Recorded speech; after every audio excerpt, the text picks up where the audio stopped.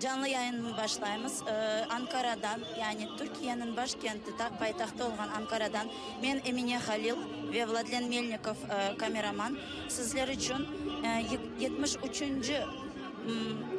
Matem kunumuzun 73. yıllığına bağışlanan mitingni sizler için canlı aktaracağımız. Bugünkü mitingni teşkilatlandırmak için 3 hafta evvelsinden teşkilatlandırma işleri başlangan edi ve baş teşkilatçısı bu mitinginin Ankara'da bulunan Kırım Tatar Türkleri Derneği ve onlar 3 hafta devamında Türkiye'nin içinde bulunan bütün Kırım Tatarlar yaşayan şehirlerden, diaspora yaşayan şehirlerden avtobuslarla bu mitingge insanlarını toplamaya tırıştılar. Şimdi birkaç dakikadan sonra mitingin resmi açılışı olacak.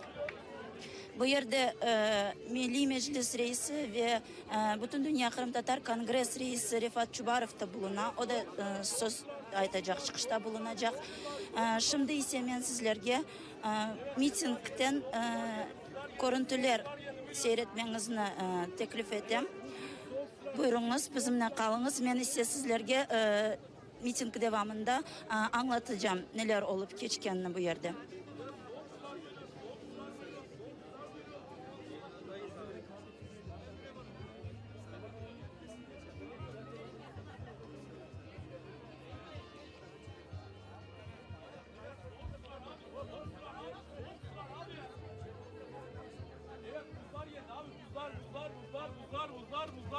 Buzlar. Evet, soğuklar.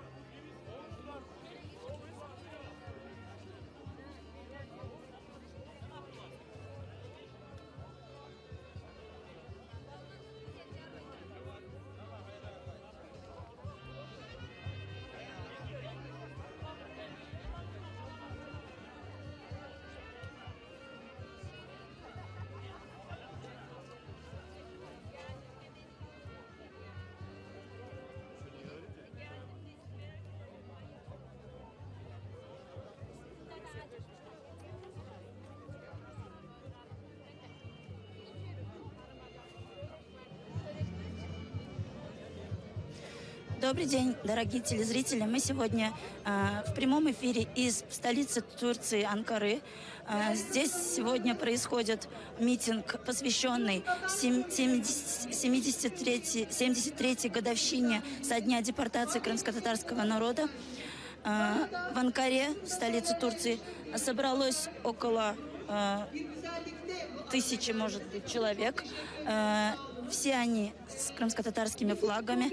Сюда съехались с разных городов Турции крымские татары, диаспора крымско-татарская.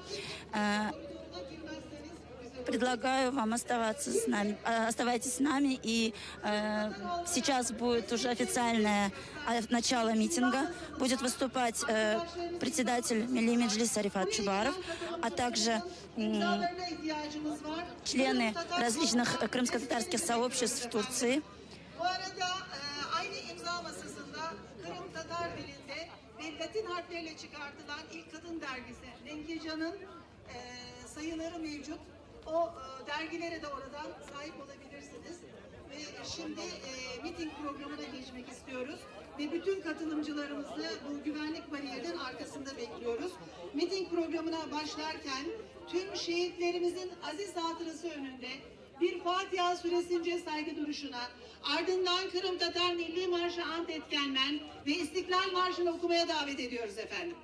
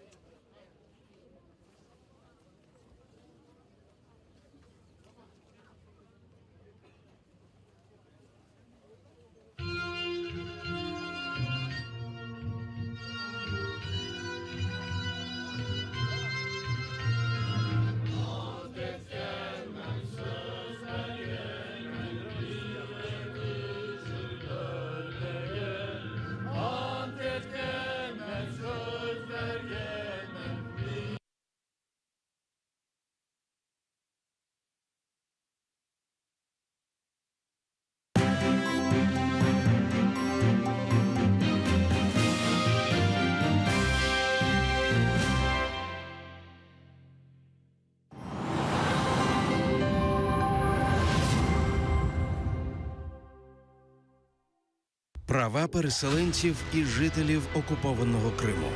Усе, що необхідно знати про перетин адмінкордону, оформлення документів та голосування у програмі «Майбутнє Криму» сьогодні о 19:30 на каналі АТR.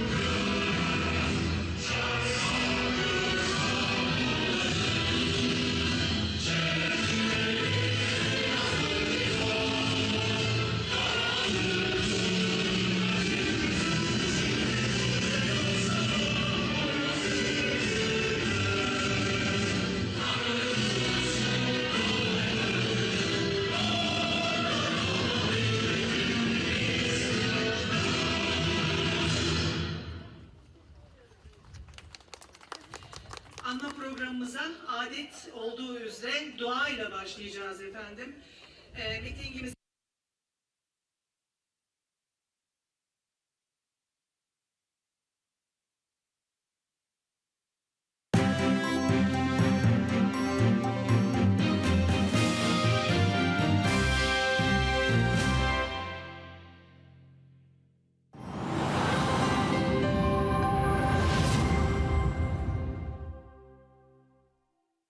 Депортація 1944 року подібна українському голодомору 33-го. Це цілеспрямоване винищення людей за національною ознакою. Як українці сприймають трагедію кримських татар? У циклі «Бесіда з істориком» доктор історичних наук, директор Українського науково-дослідного центру вивчення голодомору Людмила Гриневич у програмі «Таріх Седасы з Гульнарою Бекіровою» у неділю 14 травня у 18:05.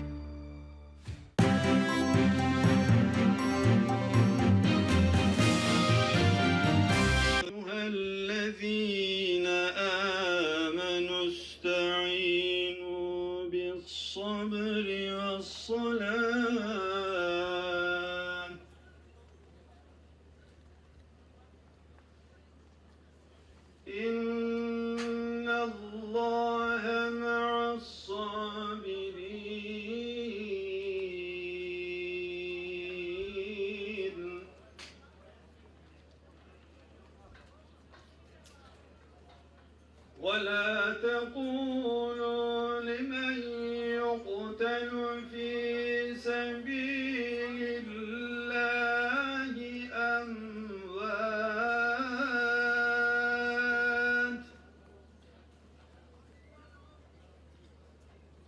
بل أحياء ولكن لا تشعرون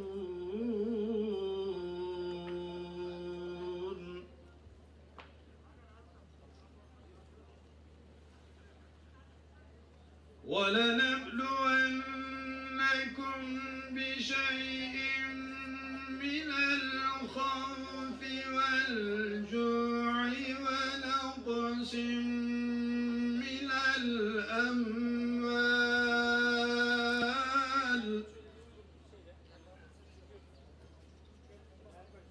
ونقص من الأموال والأنفس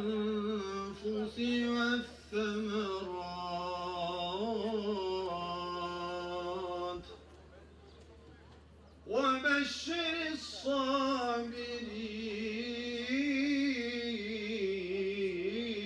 الصابرين الذين إذا أصابتهم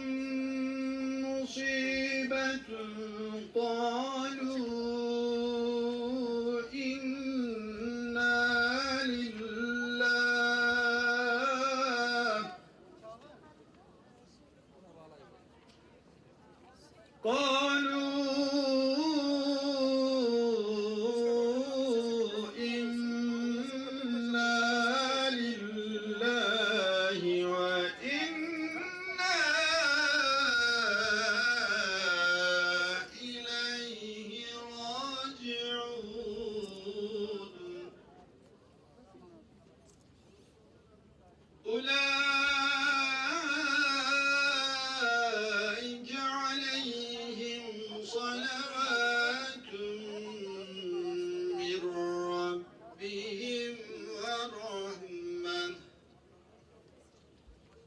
ورحمة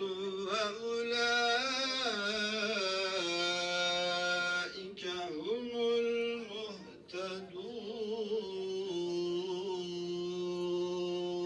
المهتدون صدق الله العظيم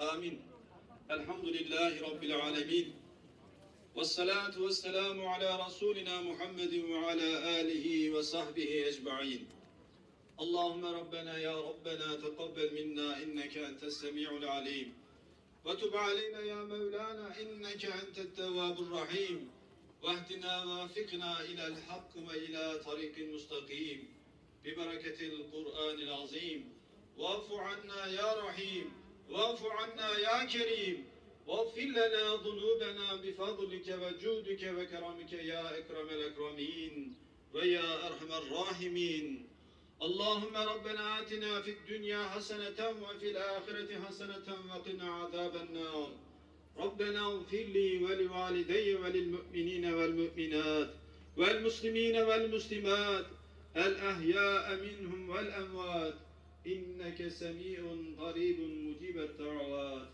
واعف عنا واغفر لنا وارحمنا أنت مولانا فانصرنا على القوم الكافرين أنت مولانا فانصرنا على القوم الظالمين أنت مولانا فانصرنا على القوم الفاسقين يا إله العالمين ويا أرحم الراحمين Okunan Kur'an-ı Kerim'den hasıl olan sevabı evvela bizzat ekmel-i tahiyyat Ahmet-i Mahmud-u Muhammed Mustafa sallallahu teala aleyhi ve sellem Efendimizin ruhuna hediye edip haberdar ile ya Rabbi. Ashab-ı kirama, tabiinin, tebe-u tabiine ruhlarına hediye edip sen kabul eyle ya Rabbi.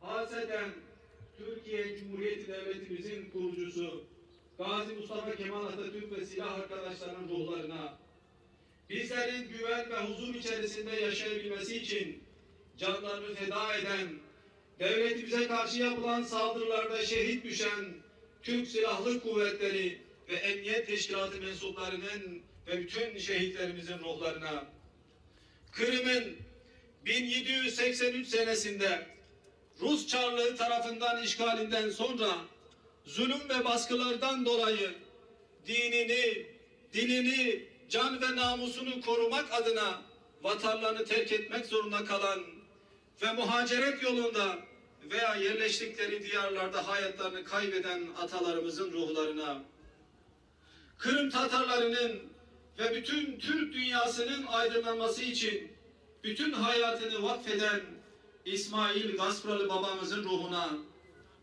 halkının özgür ve muasır bir devlet içerisinde yaşayabilmesi için fedakarca çalışan ve Bolşevikler tarafından katledilen Kırım ve Doğu Avrupa Müslümanların müftüsü, Kırım Tatar Cumhuriyeti Başbakanı Şehit Noman Çelebi Cihan'ın ve onun yolunu takip eden bütün çalışma arkadaşlarının ruhlarına 2014 senesinin Şubat ayından Kırım'ın Rusya ordusu tarafından hukuksuz işgali sonrasında kaçırılan ve işkenceler neticesinde can veren, şehit düşen bütün kardeşlerimizin ruhuna, ayrıca 24 Mayıs 2016 tarihinde Kırım'da kaçırılan ve halen kendisinden haber alınamayan Dünya Kırım Tatar Kongresi Yönetim Kurulu üyesi Ervin İbrahim'in sağ ve salim kurtulmasına ve bilhassa bundan tam 73 sene evvel 18 Mayıs 1944 yılında vatanlarından koparılıp Ural dağlarına, Sibirya çöllerine ve Orta Asya'ya sürülen ve bu yolda açlıktan, hastalıktan ve olumsuz koşullarda canlarını feda eden on binlerce sürgün şehidimizin ruhuna ve Allah rızası için ahirete iftihar eden bütün merhum ve merhumelerimizin ruhuna Allah rızası için El Fatiha.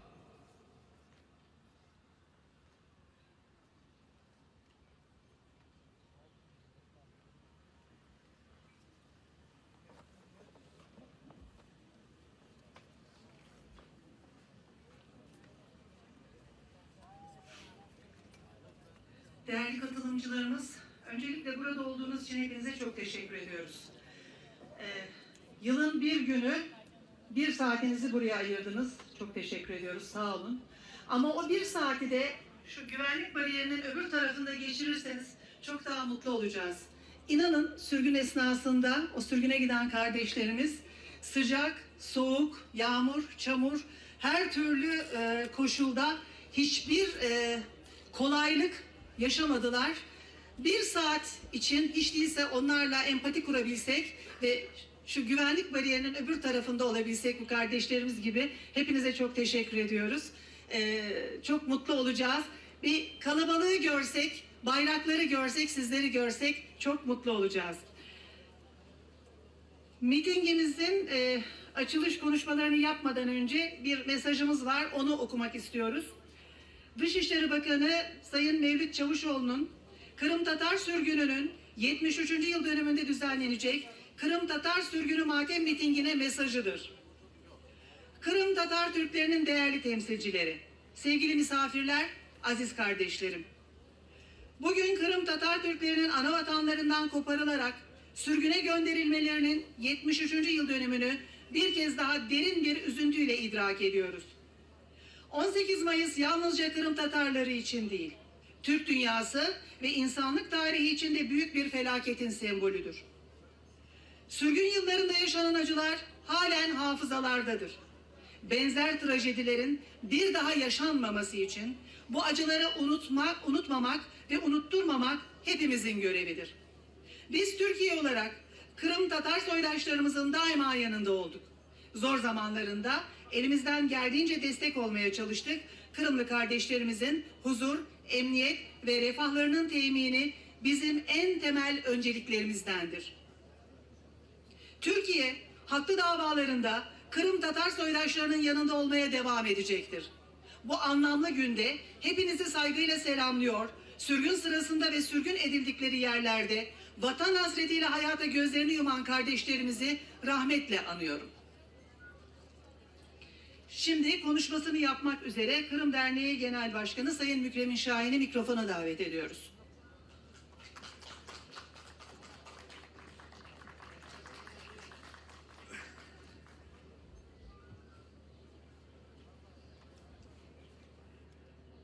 Değerli katılımcılar, hoş geldiniz. Selamünaleyküm. Hepinizin bildiği gibi Türkiye'de faaliyet gösteren dernek ve vakıflarımız kültür ve sanatımızı yaşatmak, sosyal ve medeni çalışmalar yapmak, çocuklarımızı doğru ilkelerle yetiştirilmek için kuruldular. Dernek mensuplarımızın çevre bilinci yüksektir. Her biri doğru, çalışkan, milletine ve devletine sadık vatandaşlardır. Siyasette, iş dünyasında, bilim alanında, sinema ve kültür çalışmalarında, sporda milletimizin yüzünü artan isimler yetiştirmişlerdir. Türkiye'de ilk uçak fabrikasını kuran Nuri Demirağ, merhum Adnan Menderes, büyük sanatçı Orhan Gencebay, dünyaca ünlü soprano Remzi Alper, Türkiye çevre bilincini aşılayan Hayrettin Karaca gibi isimler ve bu topluma insanlığa faydalı çalışmalar yapan daha yüzlerce kişi muhacireti yaşayan bu halkın arasından çıktı. Bugün bizleri burada bir araya getiren sebep, dünyanın 15 ülkesine dağılmış bir şekilde yaşayan halkımızın buralara gitmesine neden olan sebep ile aynıdır. Kitleler halinde devletleri yıkıldıktan sonra Balkanlar ve Anadolu'ya muhaciret eden dedelerimiz büyük zorluklar ve facialarla karşılaştılar. Nüfuslarının büyük kısmı yollarda ve Karadeniz'de kaldı. Mezarları bile yok. Kırım'da kalan kardeşlerimiz ise kendilerini muhafaza edebilmek, çocuklarını Müslüman bir Tatar olarak yetiştirebilmek, kültürlerini, sanatlarını, medeniyetlerini koruyabilmek için büyük gayret gösterdiler. Türk ve İslam dünyasında aydınlanma hareketinin büyük yol başçısı İsmail Bey Gaspıralı bu zorluklar yaşayan bu kardeşlerimizin arasından çıktı. Kırım'da kalan kardeşlerimiz 1917'de kurultaylarını toplayarak milli devletlerin kurma mücadelesine girdiler. Bize özgürlük ve ruhunu ve milli marşımızı verdiler. Kültürümüzü ve medeniyetimizi yeniden ayağa kaldırmak için gayret gösterdiler. Kültür ve medeniyet alanında örnek sayısız insan yetiştirdiler. Ancak halkımız 1921'de, 1929-30'da büyük felaketler yaşadı. 1937'de, 38'de aydınlarımızın, ziyalılarımızın katledildiğini, kurşuna dizildiğini, hapislerde ve sürgünlerde çürütüldüğünü gördük. Ve 18 Mayıs 1944 büyük bir insanlık dramı yaşandı. Bir halk, bir millet tamamen yok edilmek üzere hayvan vagonlarında Ural dağlarına, Orta Asya çöllerine sürgüne gönderildi. Aileler dağıtıldı. 20 ile 30 gün arasında süren bu facialı sürgün yolculuğu esnasında ve geçen bir yıl içerisinde bu halk nüfusunun %47'sini kaybetti. 10 yıl süren ve kumandanlık rejimi diye kamp ortamında aile yakınları birbirlerini göremediler. 1956'dan sonra halk yeniden toparlanmaya başladı. Yeniden var olmak için çalıştı. Milli hareketini yeniden kurdu. Sadece kendisi için değil, bütün insanlık için neler yapılması gerektiği konusunda onurlu ve vicdanlı başka halklardan insanlarla birlikte çalışarak bütün dünyaya sesini duyurdu.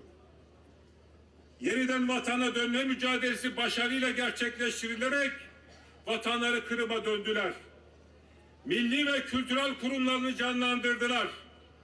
Dünyanın en başarılı öz yönetim organı olan Kurultay ve Meclisini topladılar.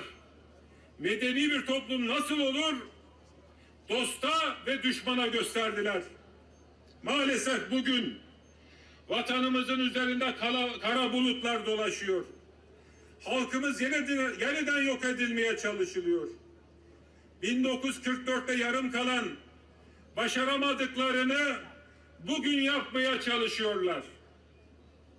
Bizler vatanımızın dışında bütün dünyaya dağılan Kırım Tatarları bu yaşananlara sessiz kalamazdık ve kalmadık. Dünya Kırım Tatar Kongresi bunun için toplandı.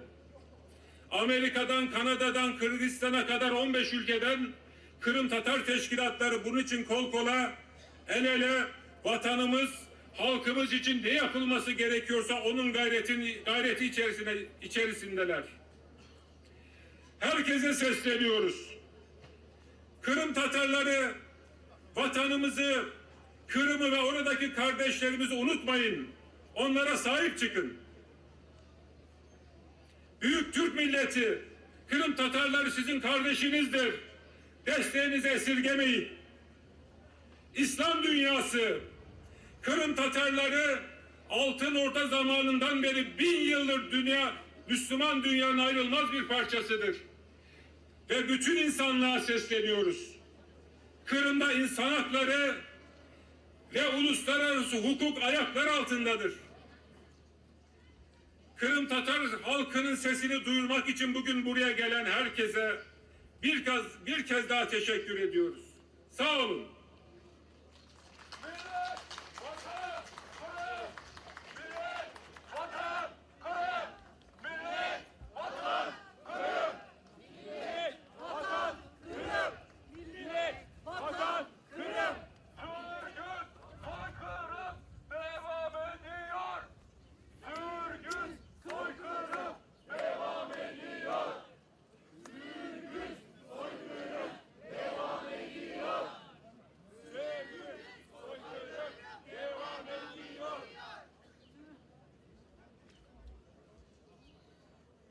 Konuşmalarımıza devam edeceğiz. Yalnız Aksaray'dan bir hanım kızımız kendi yazmış olduğu bir şiiri sizlerle paylaşmak istiyor. Sena Kara'yı buraya davet ediyoruz.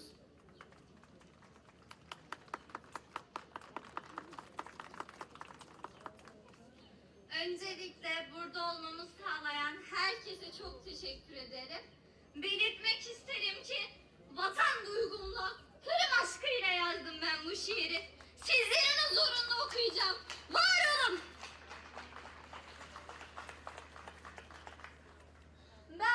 Ben Kırım sürgünüyüm.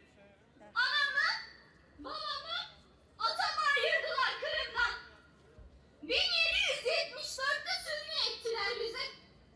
Aldılar topraklarımızı, aldılar vatanımızı. Benim atam tren vagonlarında nefessiz kaldı, aç kaldı, susuz kaldı. Benim atam topraksız, yurtsuz kaldı. Kanararak geldik Aksaray'a. Ağlıyordu anam, ağlıyordu babam. Toprak istedim, Hamidiye'yi verdiler bize. Rahatlarıydı benim atam. Bir avuç toprağa razı. Olsun dedi, iç çekti, kabullendi. Şimdi sorarsanız, anamın, babamın, atamın yarasıdır Kırım. Ben atamın evladıyım. Ben Tatar kızıyım. Ben Kırım sürgünüyüm. Ben Anadolu dağların küçük bir kız çocuğuyum.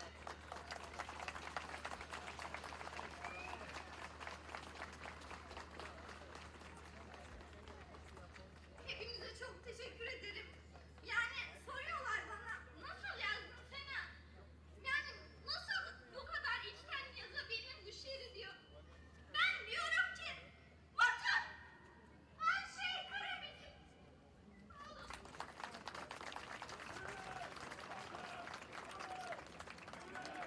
Vatan, Kırım, millet, vatan, Kırım, millet, vatan, Kırım.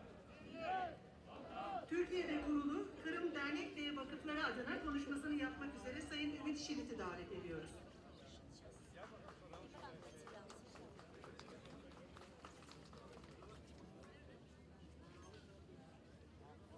Saygılı Kırım Tatar Milli Meclis Başkanı Arafat Cumhurbaşkanı Bey, Sayın Ukrayna Büyükelçisi, değerli dernek vakıf başkanlarım, saygıdeğer Kırım Tatar toplumu ve Kırım Tatarları, sevgili dostlarım, hepinizi saygıyla selamlıyorum. Hürmetli teleseyirciler, hatırlatmağa isteyeyim ki biz şimdi Ankara'da, Türkiye'nin payitahtı Ankara'da bulunamız ve bu yerde Kırım Tatar sürgünlüğünün 73. yıllığına bağışlanan mitingi geçirildi. Ve aslında o bir sükun akşamı bu miting geçirilmeyecek. Yani aslında en başında miting için izin alıngan idi ama ondan sonra ise miting geçirilmeyecek diye bir haber alındı. Ama Kırım Tatar Teşkilatları Platforması bir toplantıda bulunarak bu mitingini tekrar izin aldılar ve bu mitingini geçirmek için ruhsat aldılar Türkiye devletinden ve bu hafta ben hürmetli Mükremin Şahin'e sözünü vermeye isteyeyim. Mükremin Şahin Kırım Tatar Ankara Kırım Tatar Derneği'nin reisi olan ve şimdi o çıkışta bulundu az evvel sahneden. Mükremin Bey, ne için mitingimizine izin vermeyendiler başta? Şimdi öyle değil. İzin bir ay evvel verildi. Fakat sonradan son 4 günde bu bir güvenlik nedeniyle kapalı alana alınması istendi. Bu şekilde bir iptal söz konusu oldu. Yani biz bu Doğan Meydanı'nda bir ay evvel izin aldık zaten. Bize güvenlik nedeniyle kapalı alanda yapılmasını rica ettiler. Bir anlaşmazlık oldu. Sonradan düzeldi hadise. Dün Cuma günü öğleden sonra tekrar izin çıktı. Tabii bu arada biraz zorluklar yaşandı çünkü Ankara dışından gelen arkadaşlarımız, derneklerimiz otobüsleri iptal etmişlerdi. Veyahut işte programlar aksamıştı, işte ses düzeni şu filan, işte yarım günde toparladık, işte insanlarımız tekrardan toparlandı. Bu yerge insanların diasporamızda bulunan Kırım Tatarlarını toplamak için nasıl işler yürütüldü, nasıl şekilde topladınız bu insanlarını bu yerge? Biz zaten sürekli olarak toplanıyoruz. Yani daha geçen hafta zaten bizim platformlarımızın toplantısı vardı. Türkiye'deki derneklerimizle çeşitli zamanlarda periyodik olarak bir araya geliyoruz. İstişare ediyoruz. Vatanımızla, milletimizle ilgili konuları, kültürümüzle, medeniyetimizle ilgili meseleleri aramızda konuşuyoruz.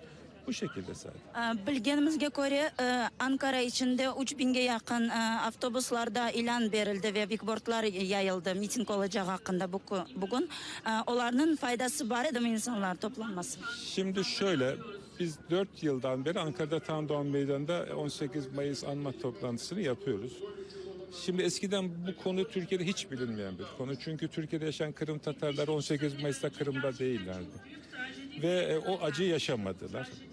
Ve biz bugüne kadar biliyorsunuz Akmeşit'te bu 18 Mayıs matem mitingi ve Türkiye'den de yüzlerce insan ona katılmaya giderdi. Dünyanın her tarafından gelirlerdi. Biz Türkiye'de 18 Mayıs'ta camilerde dualar okunur, derneklerde toplantılar yapılır. Bu şekilde bir anma toplantısı olurdu. Ama ne zaman ki Kırım'da Akmeşit'te bizim bu toplantılarımız yasaklandı, Ankara'da biz artık meydanlara çıkma ihtiyacı hissettik ve halkımızın sesini buradan duyurma gayreti içine girdik. Şu anda işte Kiev'de, Ankara'da, işte Romanya'da bu şekilde toplantılar yapılıyor. Bu mitingde bir maksat koyuldu mu bu mitingin geçirilmesinde? Nasıldır bir taleplerde bulunacak mı bu yerde toplanan halk ya da tek bu anma mitingi mi? Anma mitingi bu 18 Mayıs 1944 Kırım Tatar sürgün anma mitingi nokta. Zaten başka bir şeye gerek yok. Yani bu inşallah gün gelecek Türkiye'de çok daha geniş katılımda olacak ve Türkiye'de bütün Türk milletinin bu konu milli yas günü olarak olacak. Bizim gayretimiz o. Sağ olunuz sohbet için. Ben ise şunu aytmak isteyeyim. Yani bu miting bugün tahminen 3-3.30'larda bitecek bilgenime göre ve bu yerdeki insanlar Türkiye'nin çeşitli şehirlerine nasıl avtobuslarla gelgen olsalar o şekilde tarkalacaklar. Şimdi ise tekrar sizinle toplangan insanlarını seyretmeye davet ettim. Sloganlarında kıçırılan millet vatan Kırım diye. Bilemiz ki işgalden sonra Kırım'da mitingler toplaşmaya yasaklandı, mitingler yapmaya yasaklandı ve insanların toplaşması yasaklandı. Bu gibi laflar, sloganlar aytmağa yasak ama Türkiye'de yaşayan Kırım Tatar halkı Kırım'da yaşayan halkının sesi olmağa tırışa ve bu yerden bu sloganlarını aytmağa devam etti. Canlı yayınımızı seyretmeye devam ediniz, bizimle kalınız. Ukrayna parlamentosu tarafından Kırım Tatar sürgünü ve oğlunun resmi olarak soykırım olarak tanınmıştır.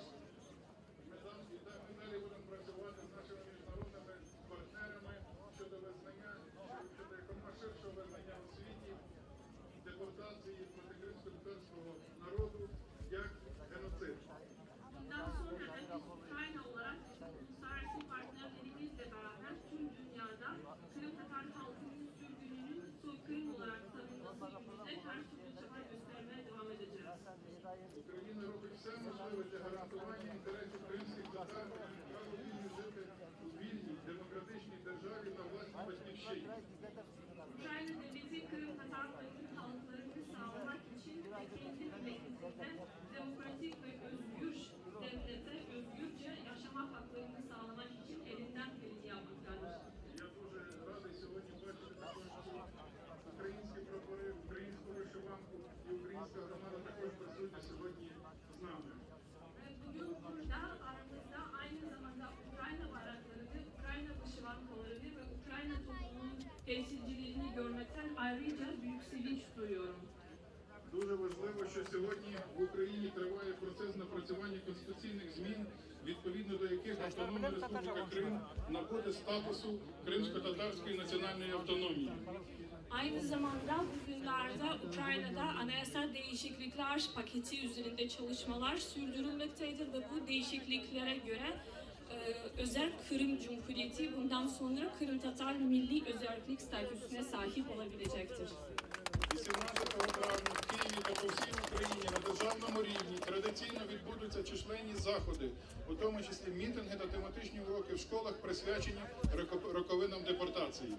Aynı zamanda artık geleneksel olarak gelenek haline gelmiş olarak bütün devletimizde, farklı kurumlarımızda her türlü etkinlikler, devlet seviyesinde her türlü etkinlikler düzenlenmekte. Aynı zamanda okullarımızda Kırım Tatar sürgünü konu olan dersler de yapılmaktadır. Україна та провідні міжнародні інституції, у тому числі Генеральна асамблея ООН, Рада Європи та інші, рішуче засуджують злочини окупантів у Криму, серед яких викрадення, вбивства, незаконне утримання під вартою кримсько-татарських активістів. Ukrayna ve Birleşmiş Milletler Genel Kurulu ve Avrupa Konseyi başta olmak üzere farklı uluslararası kuruluşlar şu an Kırım'da işlenen Kırım Tatar aktivistlerinin cinayetleri, kaçırılmaları, hukuka ayrı bir şekilde gözaltında tutulmaları gibi her türlü Rus işgalcilerin suçlarını şiddetle kınamaktadır. І що дуже важливо, це підкріплюється і конкретними практичними кроками. Міжнародний кримінальний суд ООН на підставі поданого Україною позову у квітні 2017 року визнав заборону Меджлісу з боку... Şimdi biz meşhur tarihçi Hakan Kırımlı yanında bulunamız ve Hakan Kırımlı'dan bugünkü miting hakkında tesuratlarını, fikirlerini öğrenmek istiyoruz. Aynı zamanda daha da önemlisi bu yönde insanlar sizce yeterli derecede toplandılar. Mesela 2012 daha da toplanır, daha çok da toplanır. Mesele onda değil. Mesele Türkiye'deki Kırım Tatarlarının, Türkiye'de Kırım Tatar diasporasının vatandaki bu kargalanacak, lanetlenecek işgalge karşı tavrını korsetüdür. Bizim için bugün iki tane manası var. Bütün dünyadaki Kırım Tatarlar için. Elbette bir tanesi bizim sürgünümüzü anmak. Fakat en az onun kadar, benimce hatta ondan da mühimi, bugünkü günde gene sürgün gibi bizim milletimizi yok etmeye maksat etingen Rusya'nın, Putin Rusyası'nın varvarcasına Kırım'dakini işgalini protesto etmektir. Biz bunda şunu korsetmeye isteğimiz. Bizler Kırım Tatarımız, başka bir şey de gelmez. Hiçbir vakit kıyamet geçe Rusya'nın milletimiz, vatanımız üstündeki işgalini bir vakit kabul etmeyecekmiz. Hiçbir vakit kıyamet geçe teslim olmayacağımız ve biz var olacağımız. Biz Kırım Tatarımız. Hakan Bey, bana şimdi sizni canlı olarak Kırım'da birilerinin insan seyrettiler. Onların yerinde olsaydınız nasıl bir mücadele verirdiniz Kırım'da bulunarak? Bu milletimizin zaten işgal altında yaşayanı 2 asırdan ziyade oldu. Biz zulümün pek çok şeklini gördük. Benim de karbabalarım yaşadı, hepimiz yaşadık. Biz ayakta kalacağımız. Ne olsa olsun, üstümüzden kayısı yeller geçse, boranlar geçse ayakta kalmaya mecburmuz. Ve biz kaldık da. Bizge bu zulüm etken bütün rejimler, Çarlık Rusyası, Sovyet Rusyası, bütün bu katil rejimler, cinayetçi rejimler yok olup gitti. Bugünkü işgalci ve varvar Putin rejimi de defolup gidecek Kırım'dan. Ve tarihinin çöplüğüne gidecek. Biz ayakta kalacağımız sabır, çıdam ve tik duruşla, şerefimizle. Biz elbette ki barışıkla bağlımız, elbette ki bizim kanunsuz işlerle, terörle hiçbir şeyimiz yok. Ama bütün Kırım Tatar cesaretine, Kırım Tatar şerefine sonuna kadar ayakta kalacağımız. Türkiye bizim yanımızda olacak mı? İnşallah olur. Sağ olun söhbet için. Hakan Kırımlı edi şimdi bizden söhbetleşken tarihçi ve Kırım Tatar diasporasının en meşhur insanlarından rahmetli Ahmet İhsan Kırımlı'nın oğlu Hakan Kırımlı'nın söhbetleştik. Mitingimizni seyretmeye devam ettiğimiz birazdan Rifat Ağa Cubarov'dan interview alacağımız, onun söhbetleşeceğimiz. Bizimle kalmaya devam ediniz. Aynı ortamı şu an işgal altında bulunan Kırım'da yine de hissediyoruz. Sağ olun Hakan.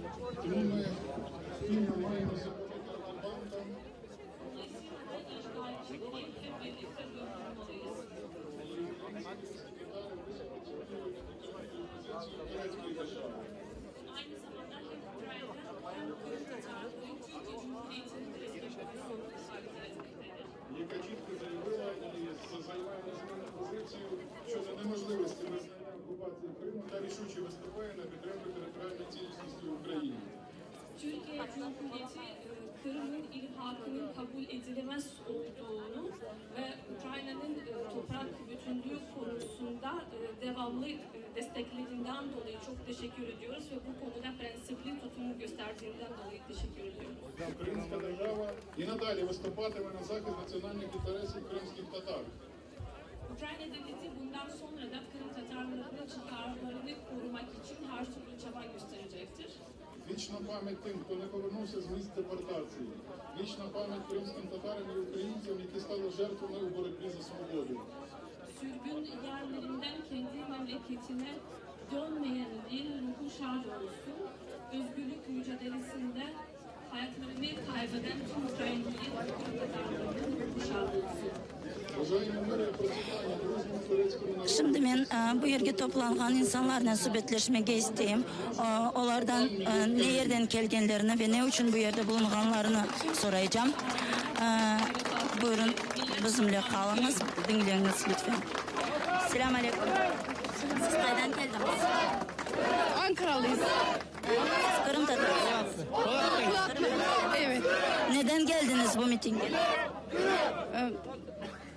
Kırım Tatarlarının ızdırabını hep beraber anlamak için, duymak için geldik. Sağ olunuz gelgeniniz için.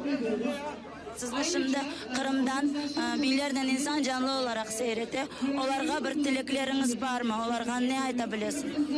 Bütün Tatarların bu mücadelede hep birlikte bulmasını istiyoruz. Kırım bizim ana vatanımız.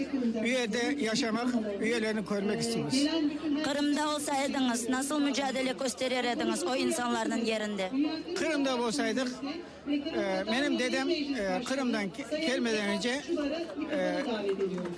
büyük dedem kardeşi bir yerde dağlarda çete şeklinde çarpışkan. Aynı şekilde ben de çarpışmak isterdim. Sağ olunuz cevaplarınız için. Şimdi sahnede Rifat Ağa Çubarov bulunmakta. Ona söz verdiler. Onu dinlemeye davet ettim. Çeşit şehirlerinden gelgen Kırım Tatarları. Selamun aleyküm. Aleykümselam.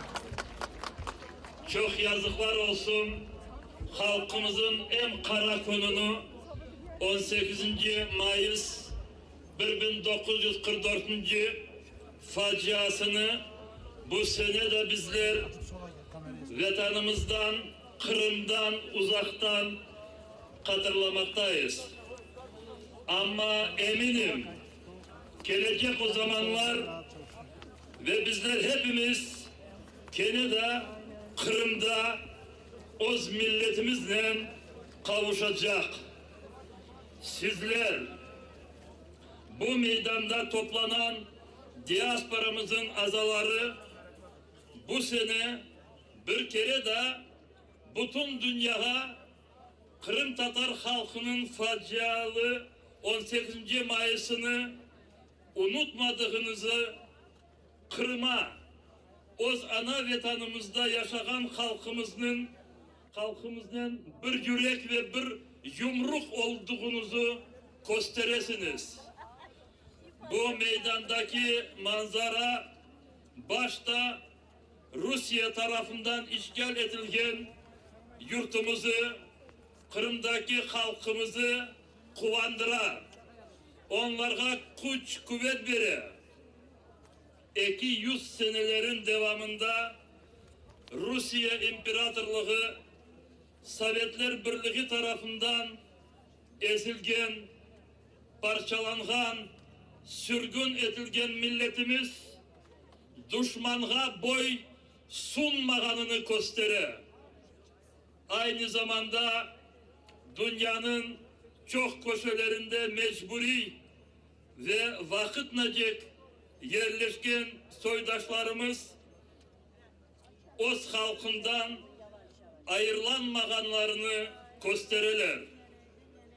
Bu bizim birliğimiz düşmanlarımızı korkuta ve onlara Kırım'dan tez çıkmasına, kaçmasına yol gösterir.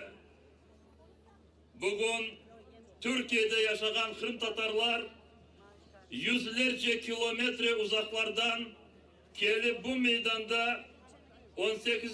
Mayıs 1944. faciasında hayatını kayıp eden, sürgünlük acısını yaşayan vatandaki Kırım Tatarların acılarını kendileri yaşanmış gibi paylaşa, akrabaları için dualar ete, bir ve büyük bir millet olduğunu dünyaya anlata. Allah sürgünlük zamanı hayatını kayıp eden bütün vatandaşlarımıza, muhacirlikte hayatını kayıp eden baba dedelerimize rahmet eylesin. Onları asla ve asla unutmayacak. Saygılı cemaat, bilesiniz, Ukrayna parlamentosu geçen sene 18. Mayıs 1944. sürgünlük faciasının soykırım olduğunu tanıdı ve bu hususta karar aldı. Bu günlerde Ukrayna parlamentosunda Kırım Tatar halkının statüsü hakkında kanun lehası işe alındı ve aynı zamanda Kırım Tatar halkının yerli halk olduğuna kanun lehası hazırlanan. Geçen hafta Ukrayna Anayasası'nda Kırım Tatar Özel Cumhuriyeti kurulması için vazifeli Anayasa Komisyonu toplandı ve Ukrayna Anayasası'na gerekli değişmeleri hazırlamak için bir mütehassıs grubunu seçmişti. Bu çalışmalar için Ukrayna Cumhurbaşkanı'na Petro Poroshenko'ya ve Ukrayna parlamentosuna, Ukrayna toplumuna çok teşekkürler bildiremiz. İnşallah bu çalışmalar sonuna varacak ve halkımız öz haklarına sahip olacak. Tuğanlarım, kardeşlerim, bilesiniz şimdi vatanımızda Kırım'da vaziyet çok ağırdır, çok acınıklıdır. 2014. senesinde Rusya Federasyonu bizim vatanımızı daha bir kere işgal etti. Rusya Federasyonu Ukrayna'nın toprak bütünlüğünü korçalayacağına Budapeşte memorandumunu imza atarak söz vergen idi. Lakin tarih boyunca biz çok gördük ki, çok yaşadık ve Rusya hiçbir vakit, hiçbir zaman vergen sözünü tutmaz. Kene de tutmadı ve Ukrayna toprağı olan Kırım'ı Rusya işgal etti. Rusya, Putin yapkanları milletler arası hukuka açıkta aykırı bir saldırı etti. Rusya kanun dışı bir hareket yaptı. Bizim milletimiz tarih boyunca ve bu günlerde Rusya'dan çok ağır zulümler gördü. 18. Mayıs 1944. sürgünü bu zulümlerin en büyüğüdür. Bu sebepten milletimiz ve meclisimiz Rusya'nın Kırım'ı Hürmetli teleseyirciler, biz birazdan Rifat Çubarov ile bir interview yapacağımız. Onun için şimdilik bu yerde toplanılan insanlar ile sohbetleşmeye teklif ettim. Bu yerde Turhan ağamızdan sormak istiyorum. Siz nereden geldiniz? Çorum, Alacakalecik Kaya Köyü, Tatar Köyü. Aslımız nereli? Aslımız Kırım. Bu yerge, bu mitingde ne için geldiniz? Bu yerge rahmetli bütün geçmişlerimizi anmak için geldik. onların rahmetini anmak ve onlara dua etmek için geldik ve bir yerde Tatar Türklerinin gücünü göstermek için geldik. Biz köy derneği olarak inşallah bu çalışmaya daha büyük katılıp bu çalışmanın tarih olmasını istiyoruz. Onun için buga geldik ve kalabalıkmız. Yani yakta pankartımız da var. Herkes gördü. Sizni şimdi Kırım'da canlı olarak binlerle insan seyretti. Onlar şu anda Rusya işgali altında ve onların yerinde olsaydınız nasıl bir mücadele gösterirdiniz? Tabii ki onlara Cenab-ı Allah yardımcılar olsun inşallah. Bunda biz dua ederek katılamız onların yardımına inşallah ama bizden de olsak tabii ki o yerdeki durumu görmeniz için bilmiyoruz. Bunda rahatmız. Bu rahatlıktan biz onların şeyini bilmeyenimiz için Cenab-ı Allah yardımcılar olsun inşallah. Bundan biz dualarımız onlara yardımcı olmaya çalışacağımız inşallah. Kırım'ın ne yerinde sizin temelleriniz? Bizimki Ak Mescid'teyken bizim Tatar dedelerimiz, ta dedelerimin dedeleri yani 93 Macire diye tanıttılar bizge. Rahmetli anneannem bana deredi ki yavrum ot yayıldık deredi ot. Siz deredi bu günlerin kıymetini biliniz deredi.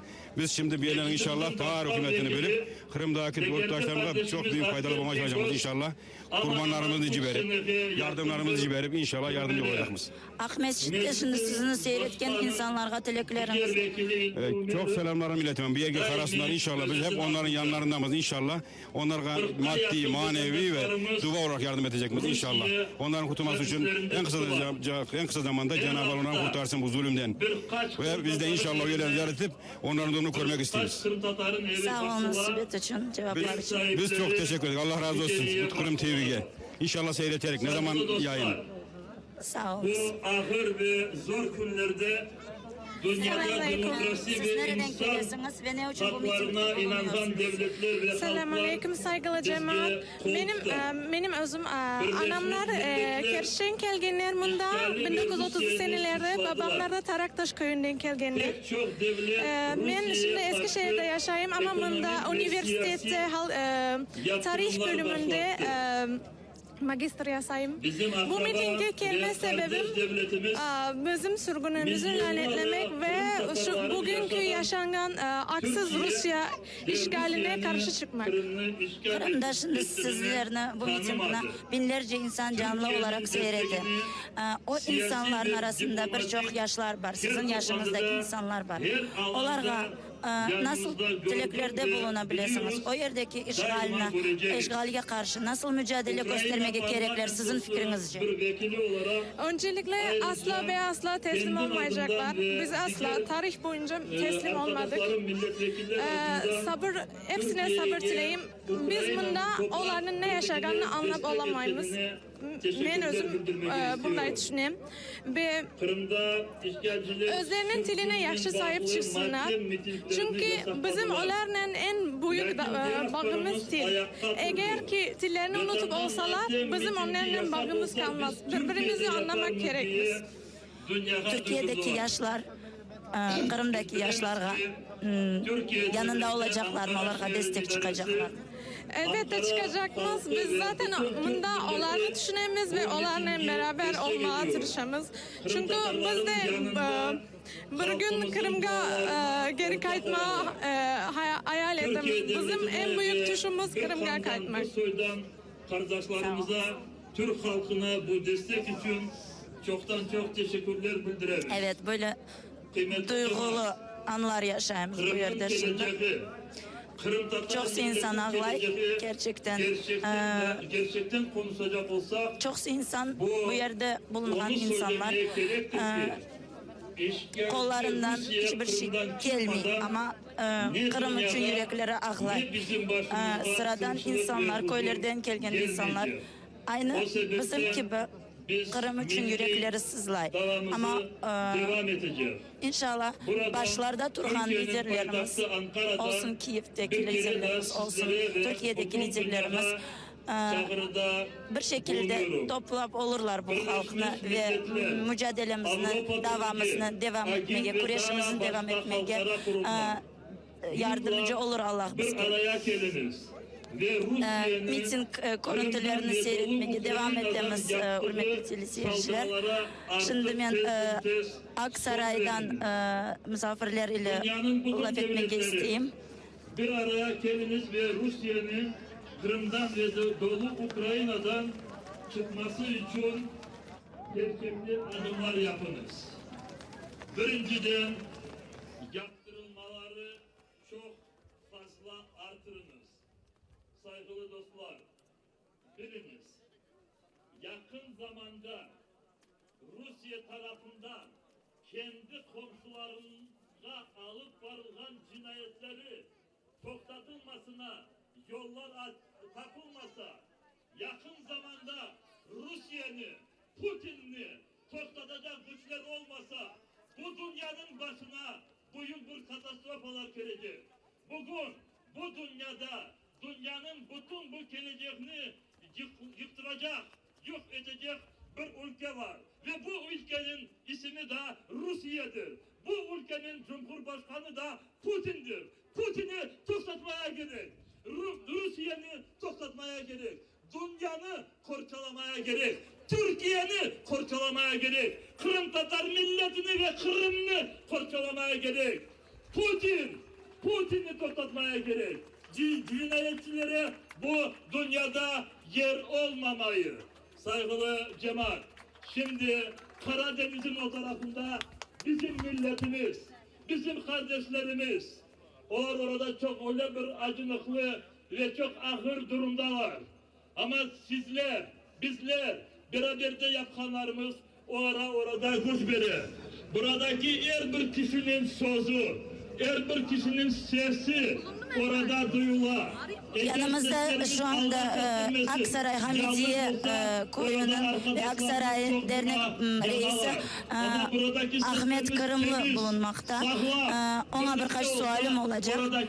Ahmet Bey, şimdi sizin canlı olarak Kırım'da binlerden insan seyretilir. Onlara birinciden dileklerinizi aytabilir misiniz? Ve eğer onların yerinde olsaydınız Kırım'da nasıl bir mücadele gösterirdiniz? Öncelikle onları çok takdir ediyorum. Çok cesur insanlar. Yani biz zaten tek parçayız. Türk milleti iki elmanın bir yarısı gibi. Orada da cesaretlerini gösteriyorlar. Çok saygın insanlar kendileri. Biz de aynı onlar gibi yapardık. Asla yerimizi terk etmezdik. Mücadele ederdik. Asla hiçbir şekilde evimizi, vatanımızı, yurdumuzu onlar gibi bırakmazdık. Türkiye'deki halkımız onlara destek çıkacak mı?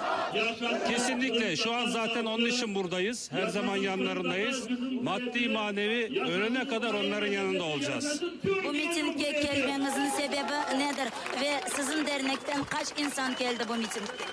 Bizim burada olmamızın nedeni öncelikle Kırım Tatar sürgününü, matemini her sene olduğu gibi anmak ve halkımızın yanında olduğunu göstermektir.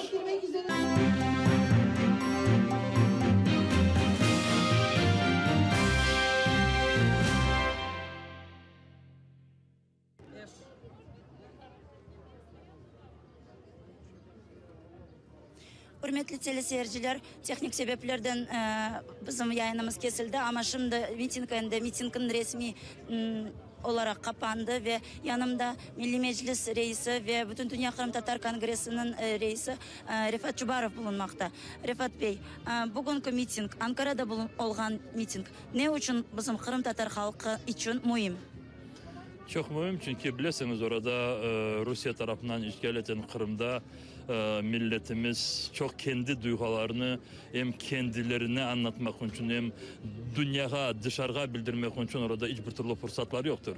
Çünkü Rusya bu işgal rejimi orada öyle hepsini böyle basıp korkutup eğer kendi duygularını bildiren insanlar peyda olsalar onlarını hemen hapiste bırakıp işte hepsini o halka getirdi. Ve şimdi Kırım Tatarların sesi dünyaya Kırım Tatar Milli Meclis tarafından, kongre tarafından ve diasporamız tarafından çok seslendiriliyor. Şimdi diasporamızın rolü bu sebepten oradaki bütün milletimizin işte Rusya basılığından böyle fırsatlar azlaştığı sebebinden diasporanın rolü büyükleşti.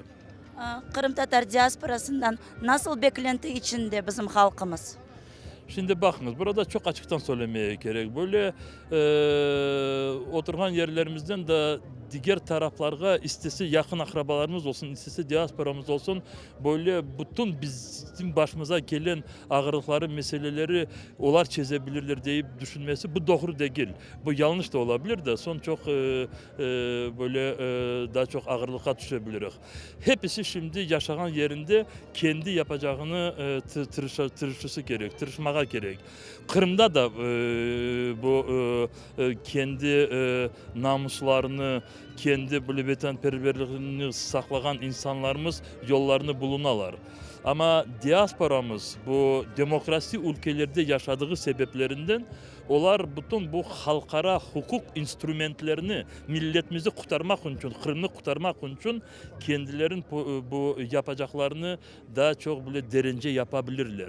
Burada hukuk çok gerek, burada bilgi çok kullanmaya gerek, mitingler de gerek, böyle protestolar da gerek. Ama ondan da çok başka bu devletlerin Türkiye ya Romanya ya Polonya devletlerin fırsatlarını işlettirmeye gerek Kırım Tatarların için. Ya Kırım'da yaşayan halkımız nasıl kureş yapmaya gerek? Oradaki milletimiz hem çok sağ olsunlar bütün vatandaşlarımız ve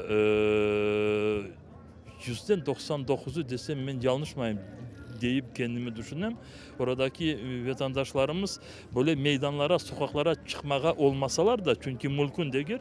Ama kendilerin bütün bu duygularını, Kırım ana vatanımızga bu vatanperverliğini, Kırım Tatarların bu tarihini, olganını, bugün başlarına gelgenini, geleceğini hep çok yaxşı anlayırlar. Milletimizden böyle bir kısa bir grup ayrılganları var. Onlar hemen varıp Ruslara hizmet etmeye başladılar. Ve hizmet etkenlerin sebepleri kendilerin bu başlarını saklamak için değil de işte böyle bilesiniz o da var orada. Başlarını saklarlar ama aynı zamanda işte Ruslarga böyle esaslanıp kendi milletini böyle işte kontrol yapmaya kollarına tırışalar ve bu arkadaşlarımız dedim işte ama işte bizim soydaşlarımızın içinden çıktılar. Remzi İlyasov, Zavur Smirnov, Belbek Gafar gibi söyler olsun. Onlar Ruslardan da beter oldular. Çünkü Ruslar yapmayan pislerini onlara buyuralar ve onlar yaparlar. Milletimiz şimdi yapacağı orada bütün bu pisliklerden kendisini uzakta tutsun. Bu pis yolga çıkan insanlara böyle genelleştirmek için kendi faaliyetlerini fırsat vermesin. Milletimiz bunu çok yaxşı biliyor ve öğrenmiş idi Sovyet zamanlarında o vakitte hepsi böyle meydanlara çıkıp da vatan davasında değil edilir. Ama toplantılara var edilir, gerek olsa muhtaç korantalara yardımcı olabilir edilir. Orada 40'a yakın vatandaşlarımız şimdi çeşitli türlü ağırlıklarda, hapislerde ve Rusya'ya da böyle yolladılar. Onların korantaları, balları var. Onlara yardımcı olsunlar. Orada bazı arkadaşlarımız birleştiler ve bu korantalarga onların balalarına yardımcı olmaya çeşitli türlü hareketler yaparlar. Bunda olsunlar. Kırım Tatar dilini saklamak için, Kırım Tatar edebiyatını bunu işte bunlara çok dikkat etsinler.